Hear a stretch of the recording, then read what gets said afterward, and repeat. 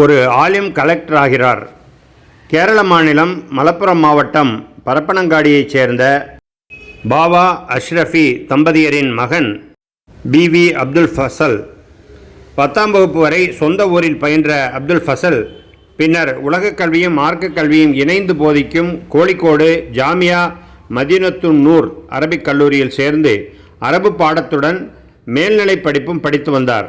+2க்கு பின்னர் அங்கேயே இளங்கலை பட்டப்படிப்பையும் தொடர்ந்தவர் 2021ஆம் ஆண்டு BA வரலாறு பட்டத்துடன் மார்க்க கல்வியில் தேர்ச்சி பெற்று நூரானி ஆலிம் பட்டமும் பெற்றார்.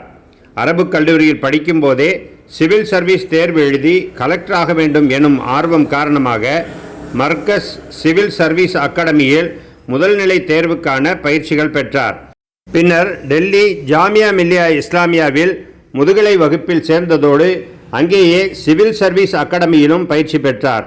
கடந்த ஆண்டு சிவில் சர்வீஸ் தேர்வு எழுதி தேர்ச்சி பெறாத நிலையிலும் தளராது இந்த ஆண்டு 2வது முயற்சியில் அகில இந்திய அளவில் 507வது ரேங்குடன் தேர்ச்சி பெற்று பெருமை சேர்த்துள்ளார்.